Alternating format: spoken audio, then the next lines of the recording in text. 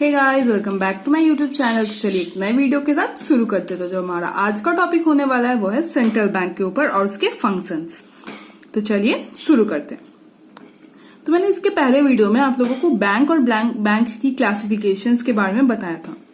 तो अब हम बैंक में सेंट्रल बैंक क्या होता है उसके बारे में पहले देख लेते हैं। चलिए, तो सबसे पहले है सेंट्रल बैंक। सेंट्रल बैंक क्या है? Central bank, it is an apex bank of country that act as a banker to commercial banking system and often to government as well। इस लाइन का मतलब क्या है?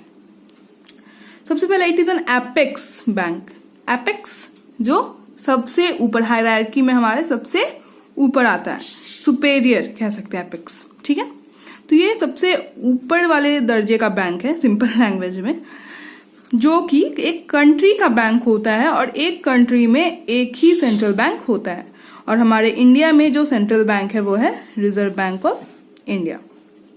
ये 1-2 नंबर के क्वेश्चन आ सकते हैं कि हमारे इंडिया का सेंट्रल बैंक कौन सा है। उसके बाद है act as a banker to commercial banks. Commercial banks को ये बैंकर की तरह काम करता है। और गवर्नमेंट एज वेल, गवर्नमेंट को भी ये बैंकर की तरह काम आता है। तो चलिए अब देख लेते हैं difference of central bank and commercial bank. इन दोनों बैंक्स में क्या डिफरेंस होता है? Central bank, it is the top of banking structure. जो हमारे हायरार्की होती है बैंक की, जो हायरार्की है उसमें जो सेंट्रल बैंक है वो सबसे टॉप पे है। It is just an organ. Commercial जो बैंक है वो हमारा क्या है? ऑर्गन। जैसे हमारा बॉडी पार्ट्स होता है ना, तो ये मेन पार्ट है या फिर मेन पूरी बॉडी है और उसका ये एक पार्ट है बस। ठीक है, उसका ये पार्ट है, उसका एक ऑर्गन है कह सकते हैं। Not a profit making institution. ये एक इंपॉर्टेंट पॉइंट है कि जो सेंट्रल बैंक है वो प्रॉफिट मेकिंग इंस्टीट्यूशन नहीं होता है। इसका मोटिव जो है वो प्रॉफिट मेकिंग नहीं होता है। But commercial bank by the name it suggests commercial, that means profit making. It is for profit making, मतलब कि ये profit making, इसका जो मोटो है वो profit making होता है। It is under government ownership। ये गवर्नमेंट के ओनरशिप, मतलब इसकी जो ओनरशिप है वो किसके हाथों होती है? गवर्नमेंट के हाथों। और ये क्या है? प्राइवेट होती है। जो कमर्शियल बैंक है वो प्राइवेट है।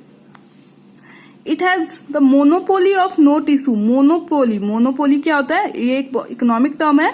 मोनोपोली सिर्फ इसका अधिकार है, सिर्फ सेंट्रल बैंक का उस पे अधिकार है कि वो नोट इशू करेगा। उसका अकेले का अधिकार है और किसी का अधिकार नहीं है कि वो नोट इशू कर सकता है। It can not issue note. Commercial bank note issue नहीं कर सकते। ये है हमारे कुछ पॉइंट्स ऑफ डिफरेंस। इसको आप जब एग्जाम्स में लिखेंगे तो आप इसे और डिटेल में लिख सकते हैं। उसके बाद हम आते हैं चलिए फंक्शंस की तरफ। तो देखिए फंक्शंस ऑफ सेंट्रल बैंक। तो जो सबसे पहला हमारा फंक्शन है जिसके बारे में मैंने पहले ही बताया कि it has a monopoly of note issue. तो जो सेंट्रल बैंक होता है सिर्फ उसके पास ये पावर होती है कि वो नोट इशू कर सकती है। The central bank has the right to issue notes. लेकिन यहाँ पे एक एक्सेप्शन है।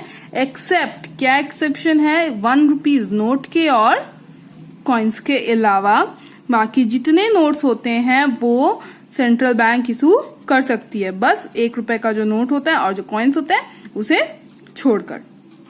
ठीक है, वो जो है हमारी इंडियन गवर्नमेंट इशू करती है।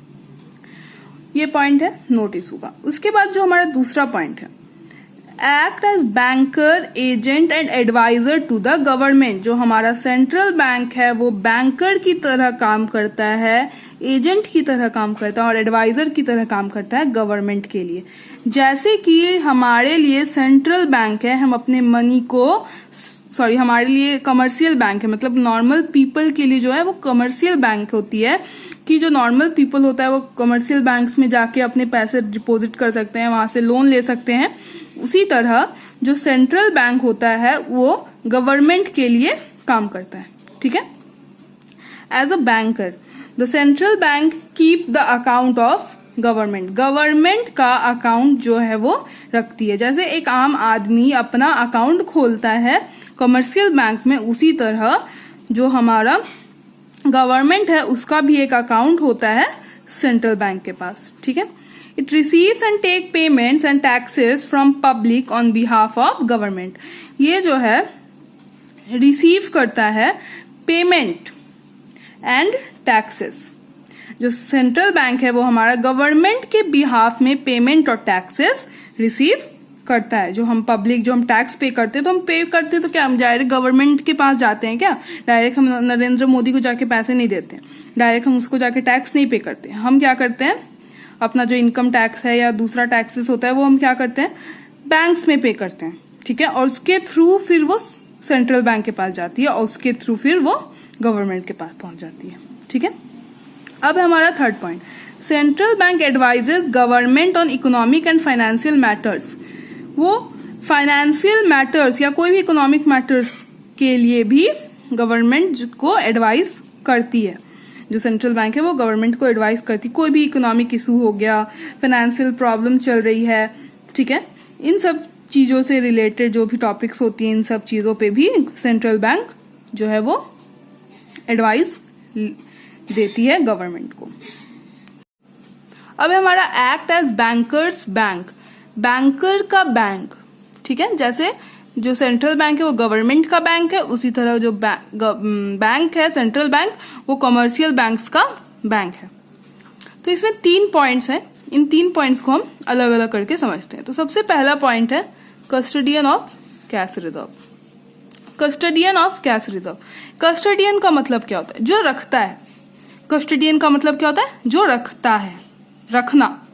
Custodian of cash reserve, cash का जो रिजर्व होता है वो ये कस्टडी में रखता है, अपने कस्टडी में रखता है। Keeps reserve of commercial bank, जैसे हम अपने रिजर्व, हमारे जो पैसे होते हैं वो हम कहाँ रखते हैं, बैंक में रखते हैं। उसी तरह जो बैंक का जो सरप्लस मनी होता है, जो रिजर्व होता है, वो कहाँ रखता है, वो सेंट्रल बैंक के पास रखता है। तो इसीलिए इस फंक्शन का नाम है custodian of cash reserve. Second point है lender of the last resort. Lender of the last resort lends money to commercial banks. तो जो lender of last resort function है, इसका मतलब क्या है कि lends money to commercial bank, commercial banks को वो पैसा लोन में देता है, लेंड करता है, ठीक है। जैसे कि हमें लोन की जरूरत होती है, मनी की जरूरत होती है, तो हम बैंक के पास जाते हैं कि हाँ हमें लोन चाहिए।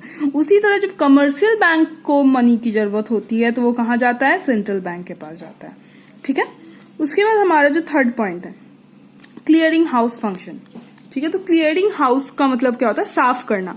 क्लियरिंग हाउस, अपने घर को साफ करना, ठीक है। तो साफ कैसे करेगा सेंट्रल बैंक कमर्शियल बैंक्स को, क्लियर्स द प्रॉब्लम। यहाँ पे गंदगी साफ करने का मतलब है प्रॉब्लम्स को साफ करना, प्रॉब्लम्स को सॉर्ट करना। जो कमर्शियल बैंक्स में कुछ प्रॉब्लम आ गई तो वो जाता है सेंट्रल बैंक्स के पास कि हाँ भाई हमारे पास ये प्रॉब्लम है, आप इसे सॉल्व करो। तो ये है clearing house function. Clearing house मतलब clearing the problems of commercial bank, commercial banks की प्रॉब्लम्स को क्लियर करवाता है, सॉर्ट करवाता है, ठीक है। उसके बाद जो हमारा नेक्स्ट पॉइंट है वो है custodian of foreign exchange. Foreign exchange, foreign exchange से पता चल रहा है जो फॉरेन करेंसी है, ठीक है। कस्टडियन, कस्टडियन मैंने बताया जो रखता है, रिजर्व रखता है अपने कस्टडी में। तो जो फॉरेन एक्सचेंज आती है, जो बाहर की जो मनी है, फॉरेन करेंसी है, उसे भी सेंट्रल बैंक अपने पास रखता है, कस्टडी करता है। Keeps and manage the foreign exchange reserve, foreign exchange reserve को मेंटेन करके रखता है, अपने पास रखता है, अपने कस्टडी में रखता है। ये भी सेंट्रल बैंक का एक फंक्शन है।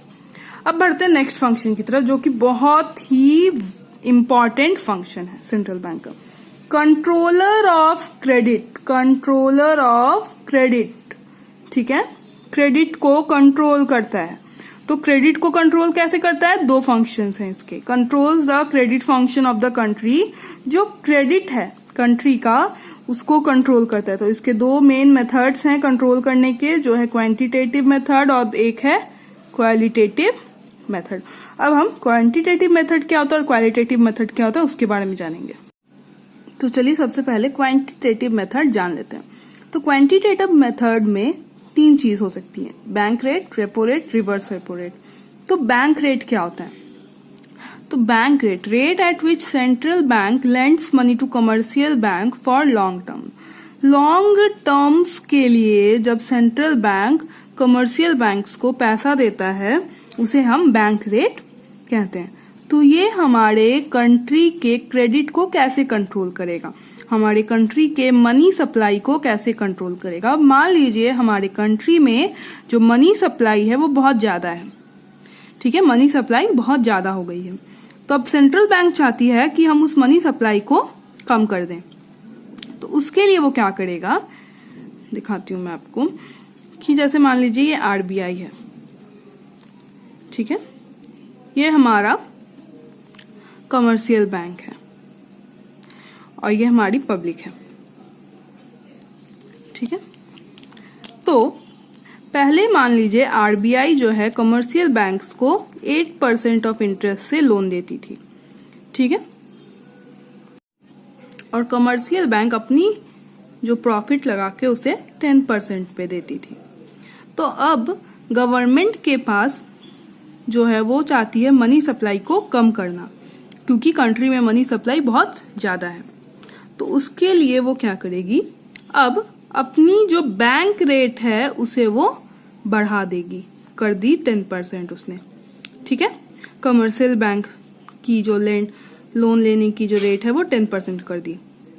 तो अब कमर्शियल बैंक क्या करेगा, पब्लिक्स को भी जो है ज्यादा इंटरेस्ट पे लोन देगा, क्योंकि उसे खुद अब 10% में मिल रहा है। तो अब वो अपनी प्रॉफिट लगा के इसे 12% या 13% पे लगाएगा इंटरेस्ट। तो पहले 8% था और 10% था। तो क्या होता था कि जब अब मनी सप्लाई को कम करना है तो उसने रेट बढ़ा दी। तो अब कमर्शियल बैंक जो है आरबीआई से लोन लेना कम कर देगी, कमर्शियल बैंक आरबीआई से लोन लेना कम कर देगी। क्यों? क्योंकि आरबीआई ने रेट ऑफ इंटरेस्ट बढ़ा दिया है। जब आरबीआई ने रेट ऑफ इंटरेस्ट बढ़ा दिया है तो कमर्शियल बैंक्स में भी अपना रेट ऑफ इंटरेस्ट बढ़ा दिया है, तो वो उसे अब लोन ये कम ले रही है। कमर्शियल बैंक जो है वो हमारी लोन अब कम ले रही है, तो ये लोन अब पब्लिक को भी कम देगी, ठीक है, या फिर पब्लिक को देगी भी तो भी पब्लिक अब कम लोन लेगा। क्यों? क्योंकि पहले उसे 10% में लोन मिल रहा था और अब उसे 12% ऑफ इंटरेस्ट देना पड़ा। तो पब्लिक भी सोचेगी कि नहीं, अब हम लोन नहीं लेंगे, क्योंकि अब हमारी जो रेट ऑफ इंटरेस्ट है वो हमें ज्यादा देनी पड़ी है। तो जब पब्लिक लोन लेना कम कर देगी और कमर्शियल बैंक्स भी लोन लेना कम कर देगी आरबीआई से, तो क्या होगा, जो हमारा मनी सप्लाई है मार्केट में वो कम हो जाएगा, क्योंकि लोग लोन लेना बंद कर देंगे। और लोग जब लोन लेना बंद कर देंगे तो कंट्री में मनी सप्लाई कम हो जाएगी, ठीक है। और इसका जस्ट अपोजिट, अगर आरबीआई की 10% थी पहले कमर्शियल बैंक्स को लोन देने की जो इंटरेस्ट थी, और कमर्शियल बैंक पब्लिक्स को 12% पे लोन देती थी। तो अब क्या की मनी सप्लाई को कंट्री में बढ़ाना है, मनी सप्लाई को कंट्री में बढ़ाना है। तो आरबीआई क्या करेगी, अपनी रेट कम कर देगी, ज्यादा लोन देगी, कमर्शियल बैंक्स को ज्यादा लोन देगी, लो 8% पे लो, ठीक है। तो कमर्शियल बैंक क्या करेगी, वो भी अपनी रेट घटा के 10% कर देगी या 9% कर देगी, ठीक है। तो पब्लिक को जब loan come rate of interest पे मिल रहा है तो पब्लिक भी लोन ज्यादा लेगा, और पब्लिक जब लोन ज्यादा लेने लगेगा तो फिर मनी सप्लाई कंट्री में बढ़ जाएगी, ठीक है। तो अब है हमारा रेपो रेट। तो रेपो रेट क्या है, रेपो रेट भी हमारा वही रेट है जिसे सेंट्रल बैंक कमर्शियल बैंक्स को मनी देती है, लोन देती है, लेकिन शॉर्ट टर्म्स नीड के लिए, उसे हम रेपो रेट कहते हैं, ठीक है। तो इसका भी एग्जांपल हम इसी से बता देती हूँ कि जैसे मान लीजिए अगर आरबीआई को लग रहा है कि मनी सप्लाई कंट्री में बहुत ज्यादा है और वो अब मनी सप्लाई को कम करना चाहता है, तो जब वो मनी सप्लाई को कम करना चाहेगा तो वो क्या करेगा, अपना रेट ऑफ इंटरेस्ट बढ़ा देगा। और रेट ऑफ इंटरेस्ट जैसे ही वो बढ़ाएगा तो कमर्शियल बैंक जो है लोन लेना कम कर देंगी, और कमर्शियल बैंक भी अपने रेट ऑफ इंटरेस्ट को बढ़ा देगी। और जब कमर्शियल बैंक अपने रेट ऑफ इंटरेस्ट को बढ़ाएगा तो पब्लिक जो है अब लोन लेना बंद कर देगा। जब पब्लिक लोन लेना बंद कर देगा तो मार्केट में जो मनी सप्लाई है वो अपने आप कम हो जाएगी, ठीक है। और उसके बाद अगर आरबीआई जस्ट अपोजिट कि जब मनी सप्लाई को वो ज्यादा करना चाहती है, बढ़ाना चाहती है, तो क्या करेगा, आरबीआई अपने रेट को कम कर देगा। अपने रेट को जैसे ही कम करेगा तो कमर्शियल बैंक ज्यादा लोन लेगा और कमर्शियल बैंक भी अपने रेट को कम कर देगा। तो पब्लिक को जब कम इंटरेस्ट पे लोन मिलने लगेगा तो पब्लिक ज्यादा लोन लेने लगेगा, और जब पब्लिक ज्यादा लोन लेने लगेगा तो मार्केट में मनी सप्लाई जो है वो ऑटोमेटिकली बढ़ जाएगी। ठीक है, इतना आपको क्लियर हो गया। तो चलिए आगे बढ़ते हैं। तो हमारा जो है वो है रिवर्स रेपो रेट। तो देखिए रिवर्स रेपो रेट जो होता है वो रेपो रेट के अपोजिट होता है। तो रेपो रेट में क्या था, रेपो रेट सेंट्रल बैंक जो है वो मनी कमर्शियल बैंक्स को देती है, और रिवर्स रेपो रेट में सेंट्रल बैंक अपने कमर्शियल बैंक से मनी बोरो करती है। ठीक है, यहाँ पे मैं लिख देती हूँ, it is the rate at which RBI borrow money from commercial banks। Commercial bank से जो है वो मनी बोरो करता है।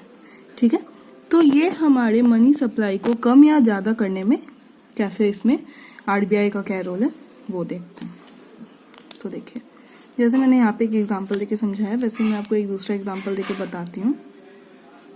जैसे कि वही same RBI and commercial banks and public. ठीक है, तो आरबीआई ने क्या किया, कमर्शियल बैंक्स का जो रेट ऑफ इंटरेस्ट है उसे मान लीजिए पहले वो 10% था, तो अभी आरबीआई ने क्या किया, कमर्शियल बैंक्स का रिवर्स रेपो रेट बढ़ा के 12% कर दिया। ठीक है, पहले जो कि 10% था। ठीक है, तो जब इसने इंटरेस्ट बढ़ा दिया तो कमर्शियल बैंक को ज्यादा प्रॉफिट मिलेगा, कमर्शियल बैंक्स को ज्यादा प्रॉफिट मिलेगा, तो कमर्शियल बैंक क्या करेगी, आरबीआई को ज्यादा पैसा देगी, और जब आरबीआई को कमर्शियल बैंक्स ज्यादा पैसा देने लगेंगी तो क्या होगा, इनके पास मनी की शॉर्टेज होगी। तो इनके पास जब मनी की शॉर्टेज होगी तो ये पब्लिक को भी लोन देना कम कर देगा। ठीक है, ये तो पब्लिक को भी लोन देना कम कर देगा, क्योंकि ज्यादातर लोन तब आरबीआई को देगा क्योंकि उनका जो रेट ऑफ इंटरेस्ट है वो 12% हो गया है। ठीक है, तो इससे क्या होगा, जब कंट्री का मनी सप्लाई ज्यादा होगा तो आरबीआई क्या कहती है, रेट ऑफ इंटरेस्ट को बढ़ा देगी, और रेट ऑफ इंटरेस्ट को जैसे ही वो बढ़ाएगी तो कमर्शियल बैंक उनको ज्यादा लोन देगा, और उससे क्या होगा, उनका मनी सप्लाई कम हो जाएगा, क्योंकि सारा जो मनी है वो आरबीआई के पास चला जाएगा। उसी तरह जब मनी सप्लाई कंट्री में कम है और आरबीआई चाहती है कि हम मनी सप्लाई को बढ़ाएं, तो वो रेट ऑफ इंटरेस्ट कम कर देगी, तो कमर्शियल बैंक उनको लोन देना भी कम कर देगी, और जब कमर्शियल बैंक उनको लोन देना कम करेगी तो इनके पास ज्यादा पैसा होगा, और इनके पास ज्यादा पैसा होगा तो फिर वो वापस पब्लिक को लोन देना शुरू कर देगी, और पब्लिक जैसे ही लोन लेना शुरू कर देंगी तो पब्लिक के पास भी पैसा ज्यादा हो जाएगा, और कंट्री में ऑटोमेटिकली जो मनी सप्लाई है वो बढ़ जाएगा। ठीक है, तो देखिए अब नेक्स्ट है हमारा ओपन मार्केट ऑपरेशन।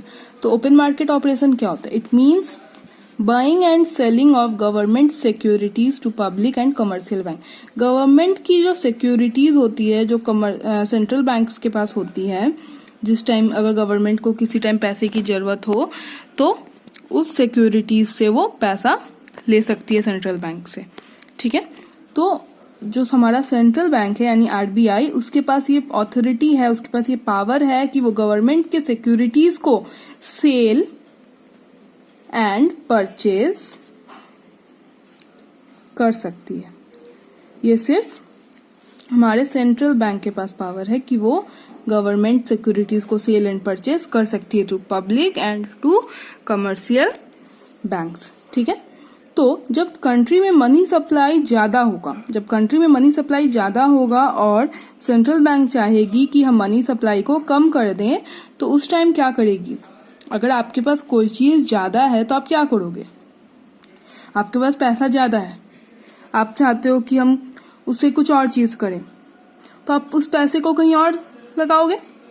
ठीक है, तो उसी तरह सेंट्रल बैंक क्या करेगी कि जो ये गवर्नमेंट सिक्योरिटीज है उस चीज को बेचेगी। आरबीआई क्या करेगी, गवर्नमेंट सिक्योरिटीज को कमर्शियल बैंक्स को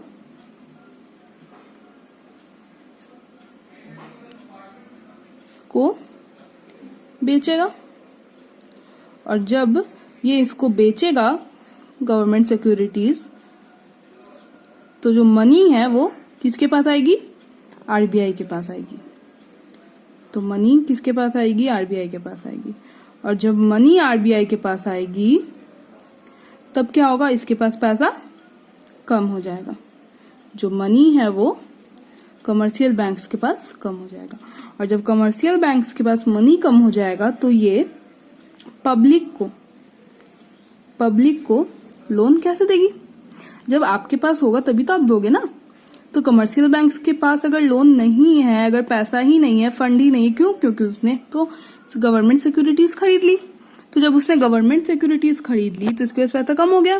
तो जब पब्लिक जब गई बैंक के पास कि हाँ हमें लोन चाहिए, तो कमर्शियल बैंक ने क्या किया? उनके पास कम पैसा है तो उन्होंने क्या किया? रेट ऑफ इंटरेस्ट को, पहले 10 था, अब उन्होंने बढ़ा के 14 कर दिया मान लो, या फिर 12 कर दिया। तो पब्लिक बोलेगी कि नहीं पहले 10 था अब या 14 दे रहे हो, क्यों? हम तो नहीं लेंगे ऐसे। तो पब्लिक क्या करेगी? लोन लेना बंद कर देगी। तो क्या होगा इससे कि मनी सप्लाई जो है मार्केट में वो अपने आप कम हो जाएगी, क्योंकि पब्लिक भी लोन नहीं लेगी। और कमर्शियल बैंक्स क्या करेंगे? उसको परचेज करेंगे, गवर्नमेंट सिक्योरिटीज को परचेज करेंगे, और सारा पैसा किसको दे देगा? आरबीआई को दे देंगे। तो आरबीआई के पास सारा पैसा हो गया, तो इसमें क्या हो गया? मनी सप्लाई कम हो जाएगी ऑटोमेटिक। अब जब गवर्नमेंट चाहेगी कि हम मनी सप्लाई को बढ़ाएं, तब क्या करेगी? इसका जस्ट अपोजिट करेगी। तब वो क्या करेगी? परचेज, सॉरी इधर होगा, तब वो परचेज करेगी। किससे परचेज करेगी? कमर्शियल बैंक्स के से परचेज करेगी। ठीक है।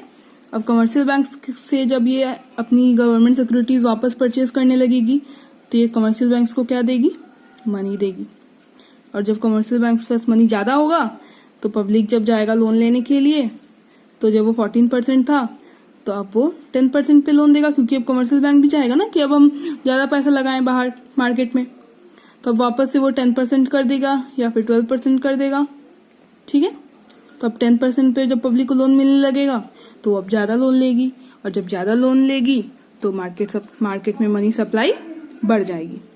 ठीक है, इतना समझ में आ गया। तो चलिए नेक्स्ट देखते हैं लीगल रिजर्व रिक्वायरमेंट। तो लीगल रिजर्व रिक्वायरमेंट क्या है? ये एक मिनिमम फ्रैक्शन है, एक डिपॉजिट में से मिनिमम फ्रैक्शन जो वो अपने पास रखती है। ठीक है। इसके अब दो कंपोनेंट्स हैं, हम उसके बारे में जानेंगे। तो मान लीजिए किसी ने बैंक में 1000 का डिपॉजिट किया या फिर 2000 का डिपॉजिट किया। ठीक है। तो उसमें से वो क्या करेगी? बैंक 800 का उसने लोन दे दिया, 800 का लोन दे दिया और 200 जो है वो खुद के पास रखी। ठीक है। तब इस 200 को फिर वो फर्दर डिवाइड करेगा।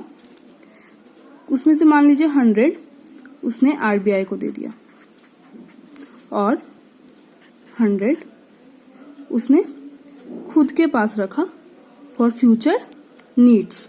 ठीक है, फॉर फ्यूचर नीड्स, कोई भी फ्यूचर इमरजेंसी के लिए उसने वो खुद के पास रखा। जैसे हमारे पास ही मनी होता है तो हम क्या करते हैं, मंथली सैलरी आई, जो जो एक्सपेंडिचर्स हैं कर लिया, सेविंग्स है कर लिया, फिर कुछ पैसे और अलग से रख लेते हैं फॉर फ्यूचर पर्पस। ठीक है, तो ये पैसा वो खुद के पास रखेगी। तो इसे हम क्या कहते हैं? इसे हम कहते हैं जो वो बैंक के, जो उसने सेंट्रल बैंक के पास उसने जो 100 जमा किया, इसे हम कहेंगे CRR, कैश रिजर्व रेशियो। और जो ये 100 उसने खुद के लिए रखा फ्यूचर यूज के लिए, उसे हम कहते हैं SLR, यानी कि स्टैट्यूटरी लिक्विडिटी रेशियो। ठीक है। तो ये क्या इफेक्ट डालेगी मनी सप्लाई पे, हम ये देखते हैं। ठीक है। तो अब मान लीजिए सेंट्रल बैंक ने डिसाइड किया मनी सप्लाई को कम करना है, उन्हें मनी सप्लाई वो कम करना चाहती है। तो जब मनी सप्लाई कम करना चाहेगी तो वो क्या करेगी? जो उसने मान लीजिए CRR को बढ़ा दिया, CRR को बढ़ा के इंक्रीज कर दिया। तो अब जो ये 800 अमाउंट है, तो उसको भी तो, बैंक को भी तो खुद के पास कुछ पैसा रखना होगा ना, तो अब वो क्या करेगी? 700 का लोन देगी और खुद के पास मान लीजिए रख लेगी 300। ठीक है, जिसमें से ये CRR जो है अब उसने बढ़ा के 200 कर दिया है और SLR जो है वो 100 ही है, मतलब ये 300 से अब डिवीजन हो गया। 200 उसने CRR रख दिया और SLR जो है वही है, ठीक है। लेकिन इसमें इफेक्ट क्या हुआ कि जो ये 800 का जो लोन है उससे अब उसने घटा दिया। क्यों? क्योंकि अब उसके खुद के पास उसे अब वो 300 रखने का उनके पास एक मैंडेटरी केस आ गया कि उन्हें अब 300 ही रखना पड़ेगा, ठीक है। तो क्या हुआ, उसने पब्लिक को अब लोन देना कम कर दिया। पहले वो 800 दे रहा था, अब वो 700 देगा। तो पब्लिक को जब लोन कम मिलेगी तो मनी सप्लाई क्या होगी, मार्केट से अपने आप कम हो जाएगी, ठीक है। अब इसका जस्ट अपोजिट, मान लीजिए मनी सप्लाई को बढ़ाना है तो वो क्या करेगी, CRR को कम कर देगी। तो जब CRR को कम करेगी तो मान लीजिए अब वो 200 रख रही थी, तब वो मान लीजिए 150 रखेगी, ठीक है, 150 रखेगी। तो यहां से भी अब वो मान लीजिए 300 था, तो अब मान लीजिए 250 हो गया। अब ये 250 उसे रखना है अपने पास, या फिर 200 रखना है, ठीक है। तो अब इसके पास अभी भी पैसा बच गया, ज्यादा बच गया, तो अब वो पब्लिक को ज्यादा लोन देगी, 750 का लोन दे सकती है, ठीक है। अब वो पब्लिक को 750 का लोन दे सकती है। तो जब 750 का लोन देगी तो पहले जब उन्हें 700 मिल रहा था और अब 750 मिल रहा है, तो क्या हो गया, मनी सप्लाई जो है मार्केट में वो अपने आप बढ़ जाएगी, ठीक है। ये चीज समझ में आ गया कि CRR जब बढ़ेगा तो क्या होगा और CRR जब कम होगा तब क्या होगा, ठीक है। तो उसी तरह SLR देख लीजिए। SLR जब अब बैंक ने कह दिया, सेंट्रल बैंक ने, कि अब SLR तुम बढ़ाओ भाई, तो वो क्या करेगी, अब यहाँ पे मान लीजिए पहले 200 था, 800 का लोन दे रहा था, तो अब 100 था, तो अब इसने बोला कि SLR बढ़ा के तुम 150 करो, 150 करो, ठीक है। तो अब ये क्या करेगी, अब 800 के बजाय अब वो क्या कितना अपने पास रखेगी, 250 रखेगी और 800 के बदले 750 का लोन देगी। तो जब 750 का लोन देगी तो क्या होगा, पब्लिक के पास पहले 800 का लोन मिल रहा था, अब 750 का मिल रहा है। तो जब 750 मिलेगा तो पब्लिक जो है लोन लेना कम कर देगी, मार्केट में अब पैसा कम हो रहा है, ठीक है। पहले 800 मिल रहा था, अब 750 मिल रहा है, तो इससे क्या होगा, मनी सप्लाई मार्केट में कम होगी। और जब वो कहेंगे कि अब तुम SLR को कम कर दो, SLR पहले तुम्हारा 100 था, अब 50 कर दो, तो जब SLR जब उनके पास अब कम पैसा रखना है उन्हें, तो वो इसे भी घटा देगी। अब 200 से 150 रख सकती है अब अपने पास, पहले 100 रख रही थी, अब 150 रख रही है, ठीक है, जिसमें से 100 CRR हो गया, 50 SLR हो गया। तो अभी भी इसके पास पैसा बच रहा है, अभी भी पैसा बच रहा है, 850 बच रहा है। तो पहले मार्केट में 800 का लोन जा रहा था और अब 850 का लोन जा रहा है, तो क्या होगा, मनी सप्लाई अपने आप मार्केट में वापस बढ़ जाएगी, ठीक है। इतना समझ में आ गया, CRR SLR। तो अब नेक्स्ट जो टॉपिक है वो हमारा है क्वालिटेटिव रिक्वायरमेंट्स। तो देखिए अब जो है हमारा नेक्स्ट है वो है क्वालिटेटिव मेथड। अब इसके पहले हमने क्वांटिटेटिव मेथड पढ़ा था, अब हम क्वालिटेटिव मेथड पढ़ेंगे। तो क्वालिटेटिव मेथड में क्या है, मार्जिन रिक्वायरमेंट। मार्जिन रिक्वायरमेंट क्या होता है, मार्जिन, जैसे हम दुकान में जाते हैं, ठीक है, कोई सामान लेने के लिए, तो हमें जो वो मटेरियल या जो सामान हम खरीदते हैं, तो क्या हमें उसका जो एक्चुअल कॉस्ट प्राइस है, क्या हमें वो उसी रेट में मिलता है? नहीं, जो दुकानदार है वो अपना मार्जिन छोड़कर वो बेचता है, ठीक है। जैसे मान लीजिए एक दुकानदार ने एक पेन लिया, तो इस पेन की कीमत उसने होलसेलर से 25 रुपए पड़ी, ठीक है, और जब वो बेचेगा, जब वो कस्टमर्स को बेचेगा, तो वो इस पेन की दाम को बढ़ा देगा, उसकी कीमत बढ़ा के अब वो उसे 30 कर देगा, ठीक है। तो ये जो दोनों के बीच का जो डिफरेंस है वो हो गया आपका मार्जिन। तो यहाँ पे मार्जिन रिक्वायरमेंट क्या है, it is the difference between the amount of loan, जो हमारा अमाउंट ऑफ लोन जो है उसका difference, and the securities provided by the borrower, जो हम लोग सिक्योरिटी प्रोवाइड करते हैं। हम सबको पता है कि जब हम लोन लेने जाते हैं तो हमें वो बैंक ऐसे ही लोन नहीं दे देता है, उसके बदले उसे कुछ सिक्योरिटीज वो अपने पास रखता है, ठीक है, अपने बदले में कुछ अपने पास कुछ सिक्योरिटीज रखता है। अब मान लीजिए मुझे 50,000 का लोन चाहिए, 50,000 का लोन चाहिए, तो हम गए बैंक के पास, तो बैंक ने क्या क्या कहा कि ठीक है, तो तुम मुझे 70,000 का सिक्योरिटी चाहिए मुझे, ठीक है। और ये जो हमारा जो मार्जिन रिक्वायरमेंट है वो कौन बना के देता है, वो जो मार्जिन रिक्वायरमेंट वो कौन सेट करके देता है, ये हमें आरबीआई सेट करके देती है, ठीक है। तो जब मार्केट में मनी सप्लाई ज्यादा है, मार्केट में मनी सप्लाई ज्यादा है और आरबीआई चाहती है मनी सप्लाई को कम करना, तो वो क्या करेगी, वो बैंक वालों को कहेगी कि अब मार्जिन रिक्वायरमेंट हम बढ़ा के हमने इतना कर दिया है, ठीक है, मार्जिन रिक्वायरमेंट उन्होंने बढ़ा दिया है। तो पहले 50,000 था लोन और 50,000 लोन के लिए 70,000 की सिक्योरिटीज की जरूरत थी। अब बैंक ने क्या किया, 70,000 से बढ़ा के इसे 90,000 सिक्योरिटीज कर दिया, 90,000 कर दिया। तो अब आपको 50,000 के लोन के लिए 90,000 का सिक्योरिटी देना पड़ेगा, तो पब्लिक क्या करेगी, लोन लेना कम कर देगी, क्योंकि 50,000 के बदले में हम 90,000 का सिक्योरिटीज देंगे, तो पब्लिक के पास, पब्लिक क्या करेगी कि वो लोन लेना कम कर देगी या फिर बंद कर देगी, जिसको जरूरत है बहुत ज्यादा तभी वो लोन लेगी, ठीक है। तो उससे क्या होगा, मनी सप्लाई कम हो जाएगा धीरे धीरे। उसके बाद जब मान लीजिए मार्केट में मनी सप्लाई हम बढ़ाना चाहते हैं, तो अब जब मनी सप्लाई मार्केट में बढ़ाना है तो क्या करेगी, तो उन्होंने क्या किया, मार्जिन रिक्वायरमेंट को कम कर दिया। अब 90,000 से वापस उन्होंने 70,000 कर दिया सिक्योरिटीज, ठीक है। 50,000 लोन के लिए अब 90,000 के बदले अब आप 70,000 सिक्योरिटी दोगे तो आपको 50,000 की लोन मिल जाएगी। तो पब्लिक हो गई खुश कि वाह भाई, अब 50,000 का लोन देंगे तो अब हमें 70,000 का सिक्योरिटी देना पड़ेगा। तो पब्लिक खुश होके अब ज्यादा लोन लेगी, अब ज्यादा लोन लेगी तो मार्केट में क्या होगा, मनी सप्लाई अपने आप बढ़ने लगेगी, ठीक है। तो ये है हमारा मार्जिन रिक्वायरमेंट। इतना समझ में आ गया। तो देखिए हमारा जो नेक्स्ट टॉपिक है वो है मोरल सुजान।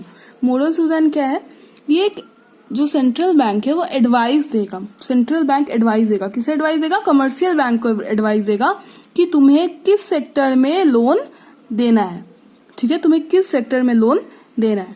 तुम चाहो तो एग्रीकल्चर सेक्टर में दे रहे हो, तो अब तुम एग्रीकल्चर सेक्टर को छोड़ के अब तुम दूसरे सेक्टर में लोन दो।